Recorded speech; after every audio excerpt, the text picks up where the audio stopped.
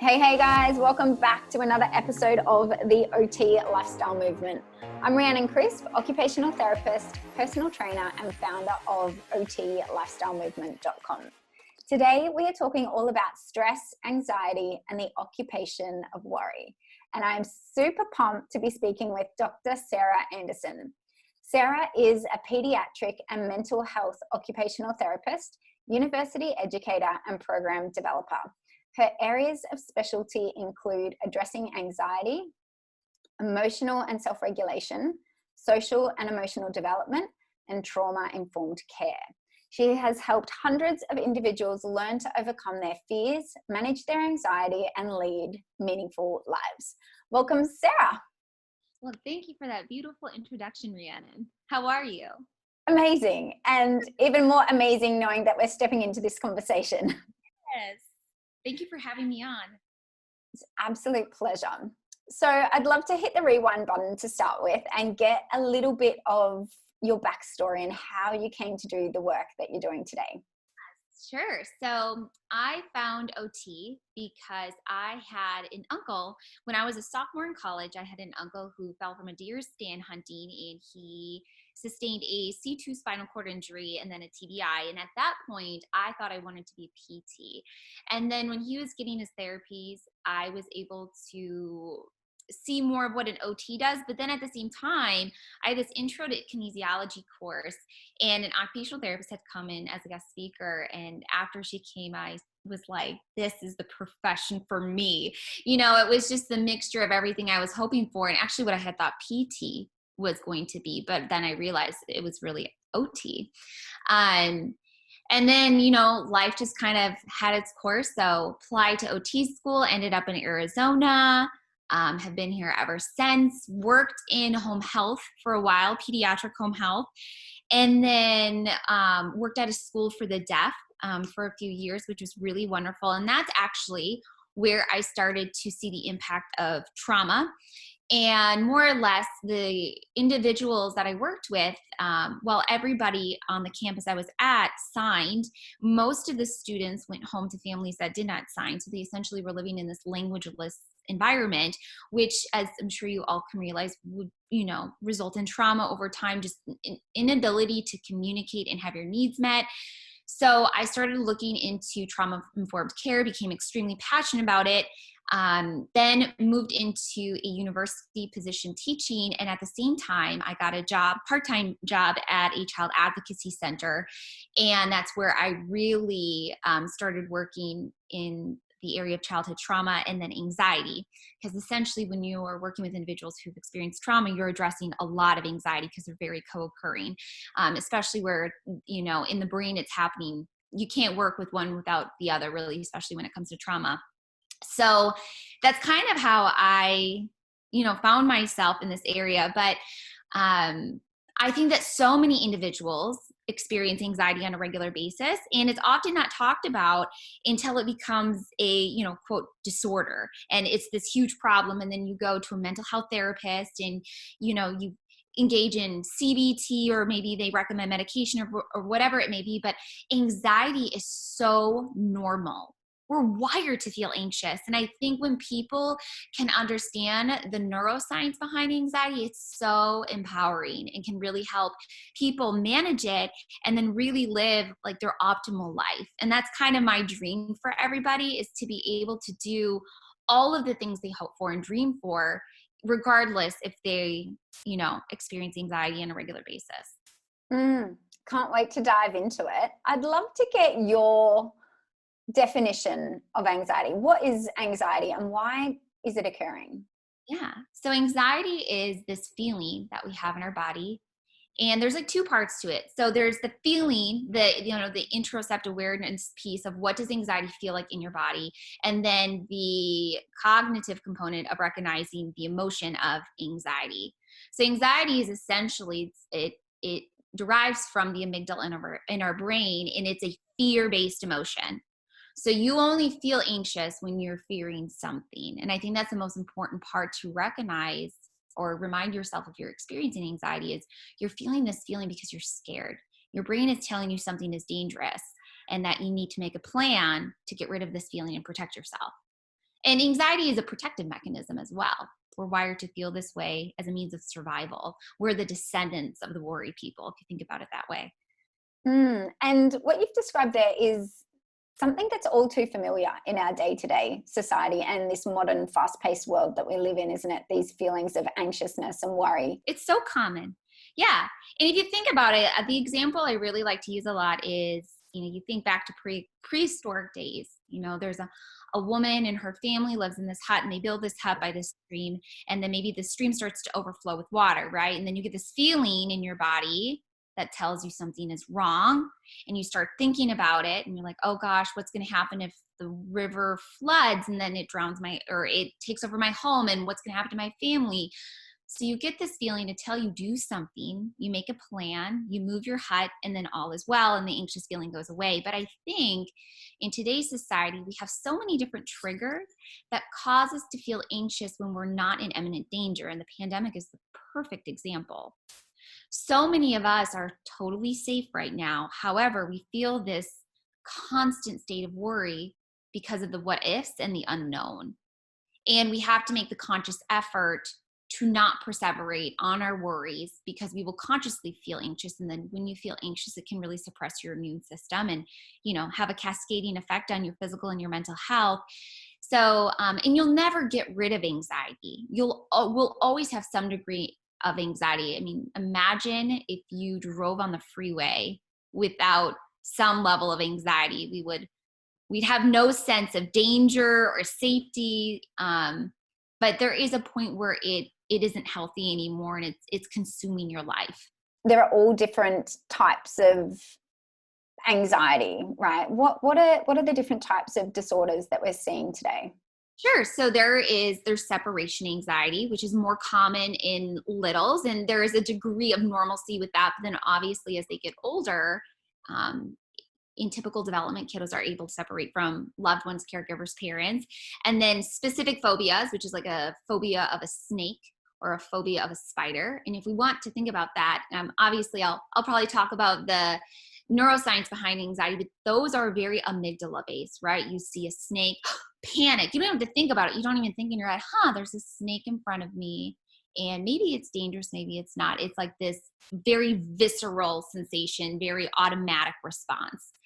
And then social anxiety disorder, which is very self-explanatory, but very common. And that is more cortex-based too, where you're thinking about, I wonder if people will judge me. I wonder if I'm going to fit in. More of, quote unquote, imposter syndrome, things like that. Panic disorder, agoraphobia, which is an anxiety disorder that's characterized by symptoms of anxiety in situations where the person perceives the environment to be unsafe. So say you're on a plane and you start to panic, like have a panic attack because you can't get out of the plane.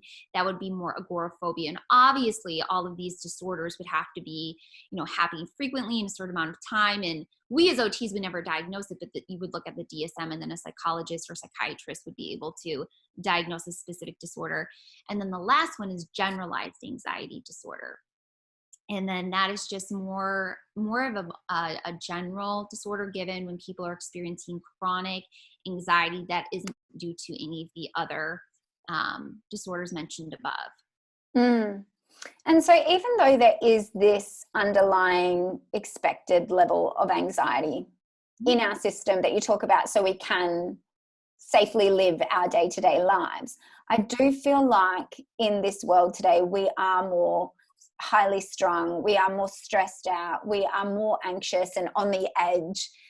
Why do you think this is? Why are we so like this as a society these days? I think there are so many different reasons. I think technology has a lot to do with it. I mean, you can scroll through Instagram and probably see something semi-traumatizing on a daily basis and not even intend to see it. Look, I even think back to, I was on Instagram the day that the Beirut explosion happened, and I was watching it like it was maybe posted 8 minutes after it happened. I must follow someone that lives there. I can't even remember what account it was, but I saw it happen. It was so traumatizing even just to see, and I wasn't expecting it. So I think, and then the news constantly have bad news pouring in, and it's almost like we're addicted to it. And I remember when I was working daily with two of my good friends who are psychologists, we would talk about this a lot. And there is a term, and I cannot remember what it is, for people that almost seek that more like, traumatic response out, like watching movies where there's like a lot of horrible things happening, or those, real life crime podcasts where people get really excited about that. We're like wired to like find that enthralling. And then I think lack of exercise has a lot to do, because exercise is a very protective factor around the amygdala. And lack of sleep does the same thing, and is so important. And then diet, drinking water, I think those are like the most important things that people are really missing, which really fits into your lifestyle movement, Rhiannon, because it's just so important. I'm going to harp on that throughout this podcast episode. And then I just think we've become natural worriers. We have a really hard time letting go of things that we can't control. And I think if we as a society, and, for those of you who are listening, if you can come to learn and accept that there is only so much you can do to them, so much you can control in your life, and you have to let go of what you can't, you're going to experience a lot more anxiety. But I think that's another contributing factor. Interesting, and so spot on. I resonate with everything that you just said then. And taking it back to the technology, I find that really interesting, because we do live in an age where we're totally bombarded with bad news all the time. And I can't tell you how many people I've seen post about this pandemic that it is the end of the world and nothing like this has ever happened. And it actually has. Like, the Spanish flu was horrible, and it was a pandemic, and they didn't have technology at that time, and I think we forget that this isn't the first pandemic that's ever happened. It's just the first modern day that we've lived through, that especially the United States and more developed countries have experienced. So it seems so much more catastrophic, I think. And there's so much more negative news than positive news coming out.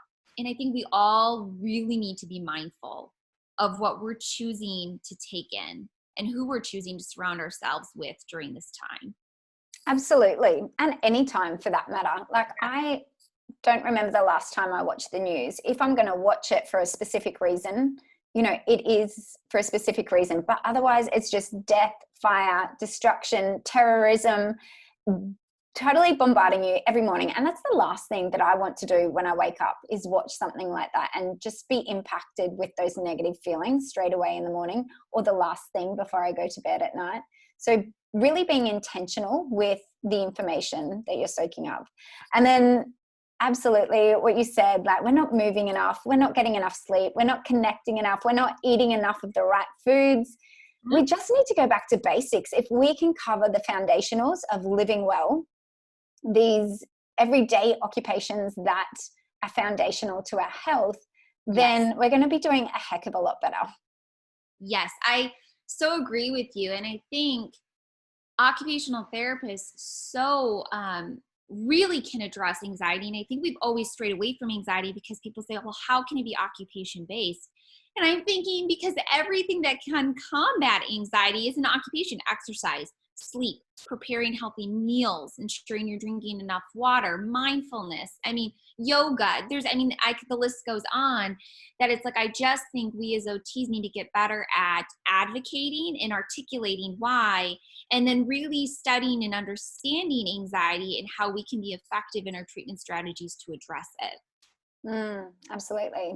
So what are some of the physical symptoms someone might experience if they're experiencing anxiety? What might it present like? So there's a whole range, and it just depends on the person, but some common ones are, racing heart, increased heart rate, so faster, but also feels like it's beating harder. Stomach. Anxiety is very visceral, and you may feel sick to your stomach, like there's a knot in your stomach. And it's hard because if you think about it, excitement and anxiety are both can be in your stomach. And I always think about this. So like, I feel both in my stomach. So when I'm excited, though, it's more of this like pitter patter, whereas anxiety is like this constant raw feeling that I just can't get rid of. Dizziness is really common. And then actually anxiety can become so bad where you start to have like serious physical manifestations like numbness in the arm. You may be paralyzed in a certain area of your body if it's so bad. I mean, the brain-body connection is just so strong that oftentimes people mistake these physical symptoms for something being structurally wrong, where it's just anxiousness. Even chronic pain can sometimes be a sign of anxiety and or trauma. Often chronic back pain is actually most often, if so long as you get everything checked out and it's been shown that nothing is structurally wrong, chronic back pain is very much associated with trauma and anxiety. So that's important to know. And then, headaches, insomnia, decreased appetite, bowel issues like going to the bathroom a lot, can be all associated with anxiety. But there's like a whole array. But those are probably the most common that the clients I've worked with have said they experience. So it's essentially something that occurs in the brain in terms of our perception of something and the stress that we put on ourselves, but it has this massive flow-on effect to every system in our body, like you were describing, the heart, the breathing, the muscles. And so it just goes to show how interconnected our body is, and we need to be looking at the person as a whole and working with the person as a whole. Yeah. And anxiety, I mean, it very much starts in the brain, but then I like to, anxiety starts in the brain, but it lives in the body, and if you don't treat the body-based symptoms, you can't just treat the, well, and it's hard because you treat what's going on in the brain, you're going to treat what's going on in the body. But so CBT is a great example of absolutely extremely effective depending on what's going on. But you also have to address the physical symptoms that the person is experiencing as well. And I love that we have the capacity to do that, right? And we can look at mind, body, spirit. Like we are such a holistic profession, and I really feel like we can be stepping up and doing more in this area. Completely agree.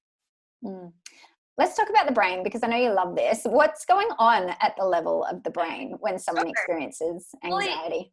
It depends on what the trigger is. So there's two neural pathways for anxiety. Okay. One is stimulus. So everything that you see, that you feel, that you hear, that you smell, that you move within, right, is a sensory stimuli of some kind. So as you take it in, it can go through the thalamus, and then it either goes to the cortex or to the amygdala, depending on how triggering it is for you. So here's an example. You are at home and your partner is out of town, and you think you hear the garage door opening, and you go, they're not supposed to be home right now. I wonder what's going on.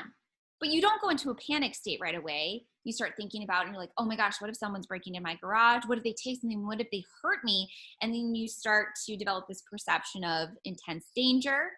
So that is an example of cortex-based anxiety, where you hear a noise, you're processing it in your cortex, you have this perception of danger, and then the cortex initiates the response to the amygdala to be activated. So the cortex can initiate anxiety, but the amygdala is the part of your brain that always truly creates the anxious response. And then it then tells the sympathetic nervous system to react as well, which is why you get the increased heart rate, the breathing quickly, the stomach, the visceral, reactions. The second pathway would be, stimulus, and then thalamus, and then the amygdala, and that would be more almost like a phobia response or a PTSD response, where you see something, you panic, initiates an anxious response in the amygdala, and then it activates the sympathetic nervous system to react. So those are the two neural pathways that anxiety can be developed through. And did you do courses around this, or have you done a lot of reading? Like OTs might be saying, where do I find out more about this? I want to learn more. Both. So I've done a lot of continuing education. I took a certification course in anxiety. And then I just have to brag on Dr. Catherine Pittman a bit. She is a psychologist.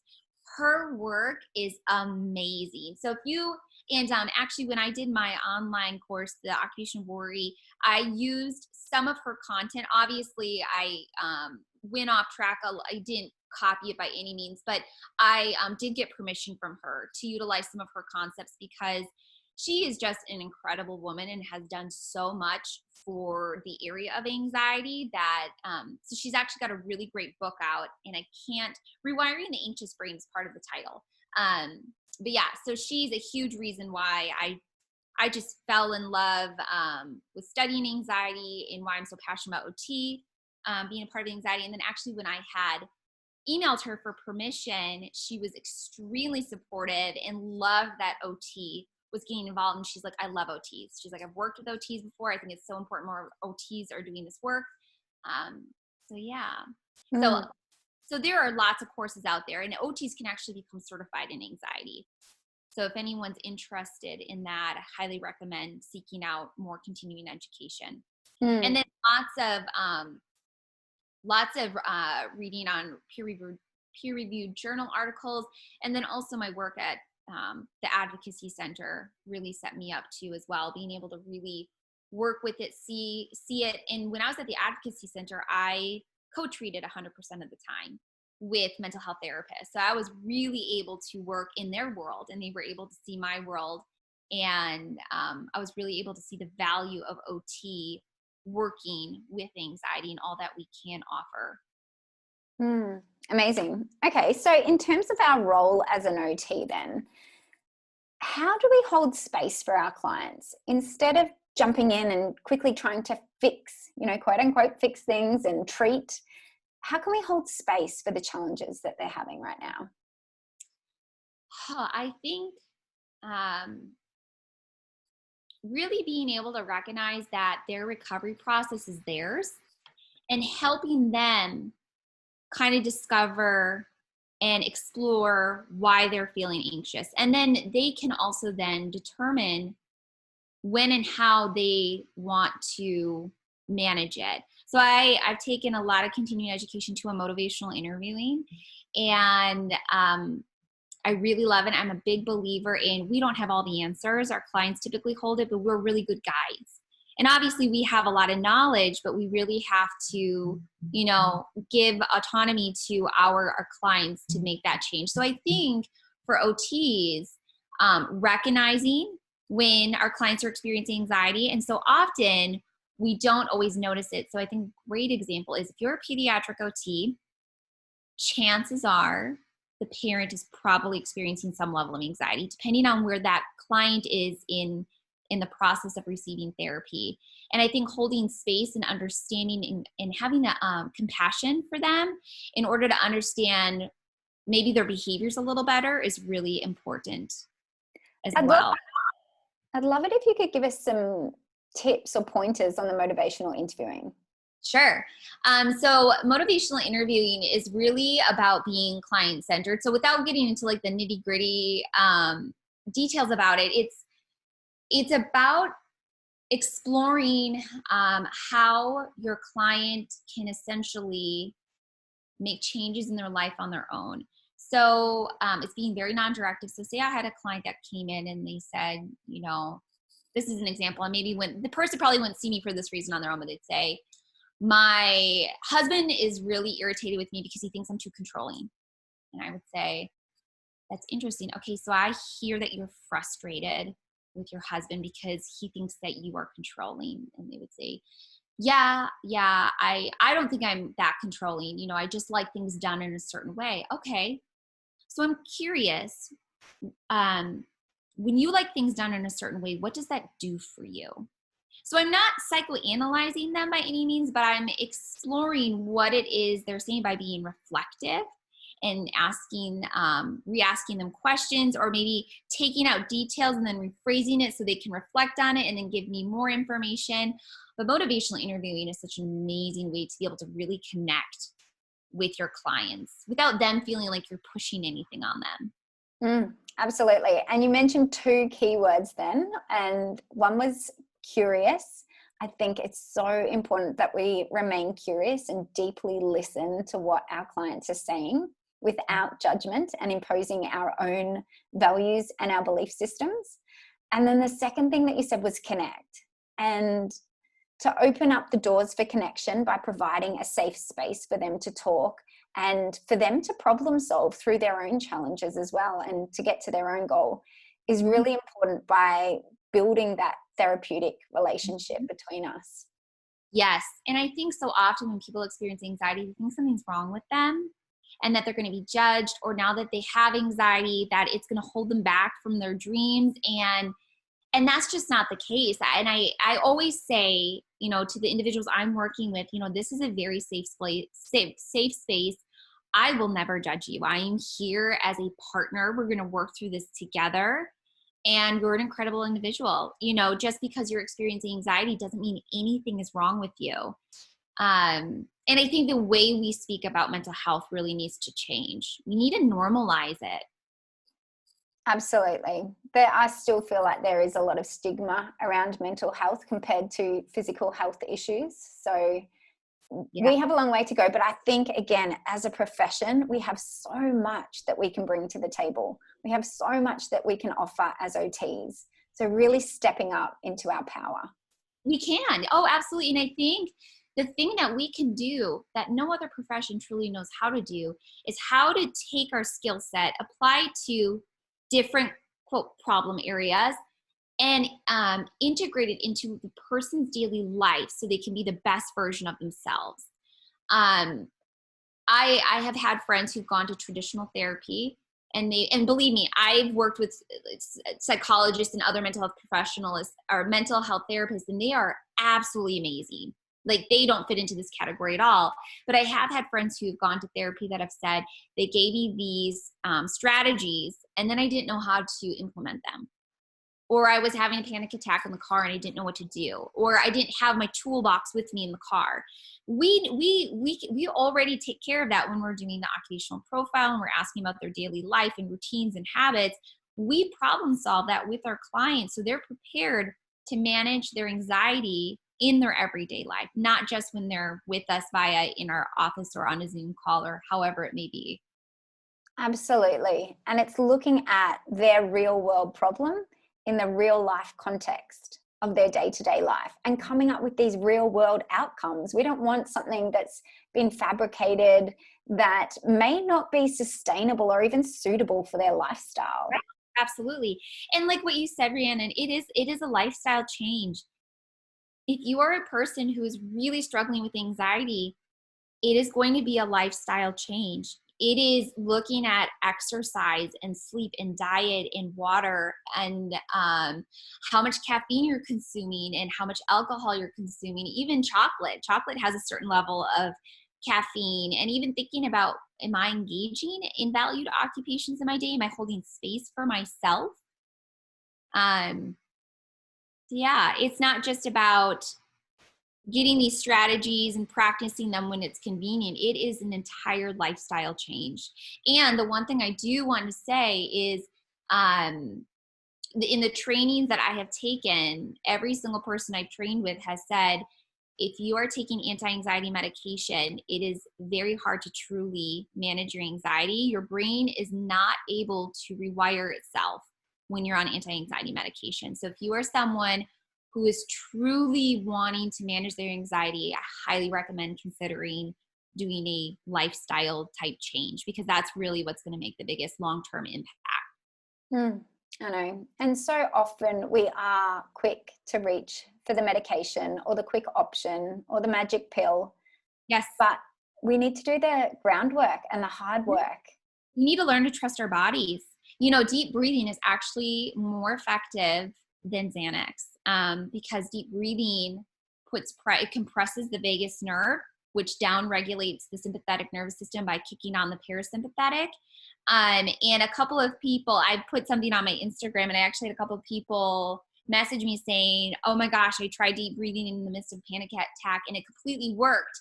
But they didn't understand the reason why people were telling them to do it.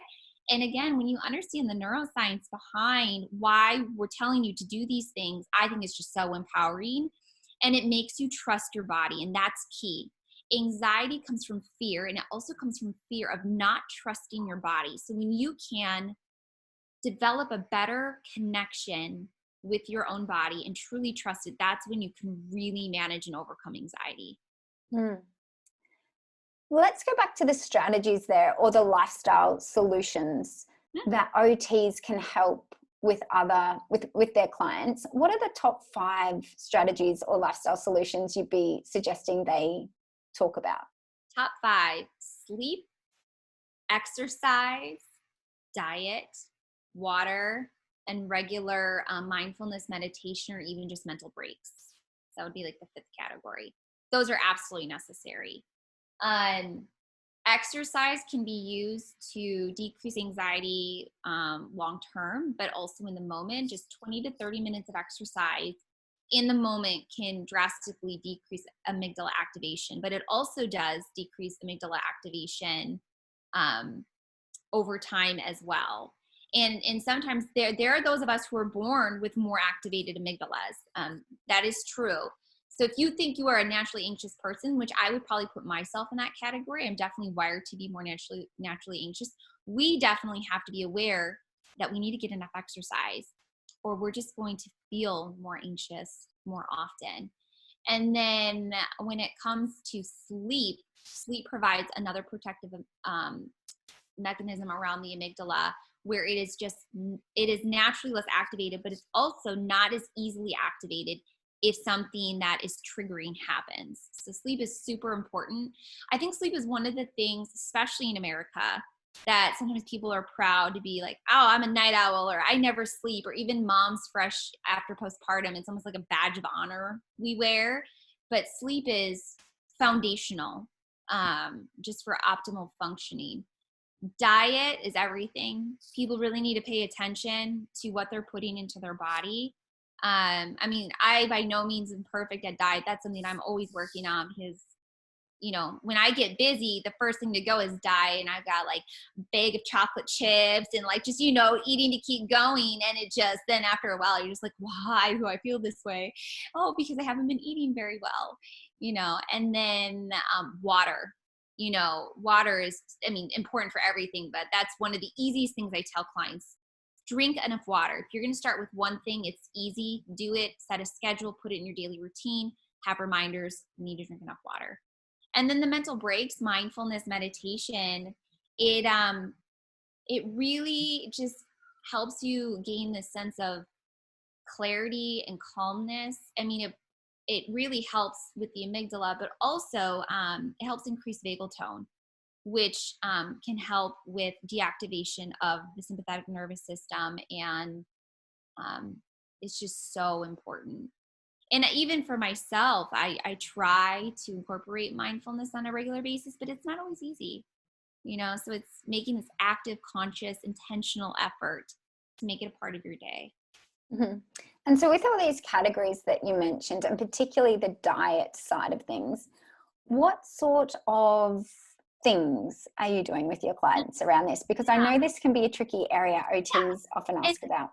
I would say, because I've been taking a lot of continuing education on diet, and by no means am I an expert, but I'll go through with clients and say, what do you eat on a regular basis? And often it's like high sugar foods.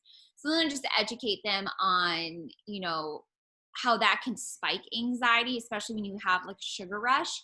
And just more fruits, vegetables. I give them very generic terms. Then obviously if they needed more guidance, I would recommend they go to a dietitian or a nutritionist. There are OTs though that I know specialize or are looking into specializing in nutrition. I think that's amazing. I'm just not one of them. So that I would say is probably one of the areas that I would have to refer out to.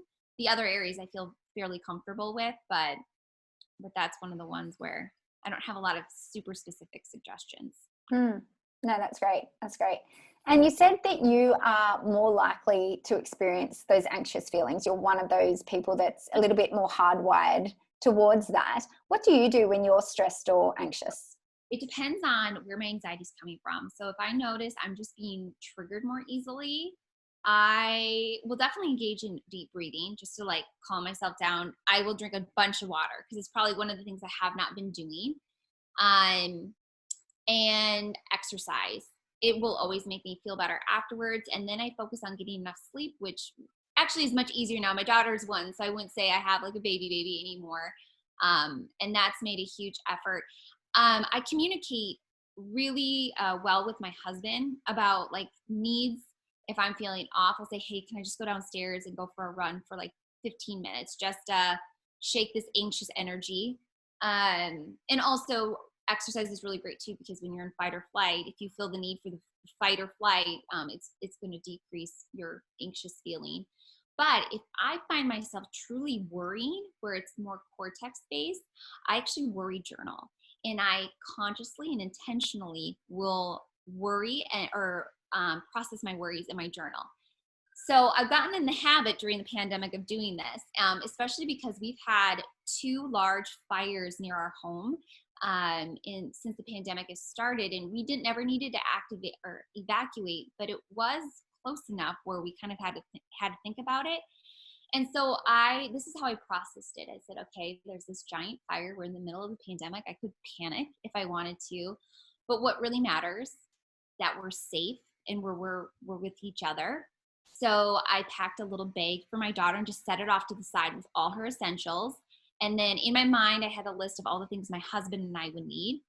And that was my plan. And once I made my plan for the what if the worst case scenario were to happen, it essentially took away my anxiety, because it wasn't worrying. There was nothing fueling my fear anymore.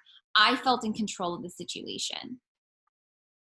So I'm definitely a planner, and I've chosen, if I can't do anything with this worry, if I start thinking about coronavirus and COVID-19 and if it's going to affect me or my family, if there's nothing I can do about that, sometimes out loud, I'll go, you know what, brain, stop. What is it? Dr. Pittman always says this. She says, cortex, stop scaring my amygdala. And just communicating and saying, like, I don't want space for this worry right now. I need to cut it out. And the more you do that, the less you're actually going to worry. You only have the capacity to have one channel on in your brain. So if you can turn off the worry channel by thinking about something else, that will also decrease your anxiety. Amazing. And it's so much easier said than done, though, isn't it? Oh, absolutely. I mean, I'm someone where I study this is like my passion, and I still experience anxiety. So, I mean, it's a lifestyle, movement where you're choosing to be conscious of all these things. So you're not living with this high level of anxiety all the time. Awesome. Well, let's start to wrap it up and head to our 3 rapid fire questions. So number 1, Sarah, in one sentence, how do you describe OT? Okay. Oh, I feel like this is just so broad, but this is the best way I can define it. Occupational therapy is a profession that helps people engage in anything and everything that is meaningful to them. Love it. Number 2, what's one healthy lifestyle habit listeners can implement today? Exercise, 20 to 30 minutes, 3 times a week. Just exercise. Move your body. Number 3, if you could only offer one piece of advice to OTs, what would it be? Surround yourself with motivated, uplifting, and encouraging people. That's yes. my big advice. Find your tribe. Yes, find your tribe, 100%. I love it. And I love connecting with other like-minded, open-minded, radiant, vibrant people like yourself. So it was such a pleasure to have you on today. Same here. Thank you for letting me share this space with you, Rhiannon. It's been wonderful. Thanks so much, Sarah. I'll see you later. Bye. Alrighty. So how can everyone find you, Sarah, if they want to connect? Yeah. So you can email me at snancy.orgr@midwestern.edu, or you can also find me. My social media is Sarah Ann Anderson on Facebook, and then I'm also sarah.ann.anderson on Instagram. Sweet. See you, Sarah.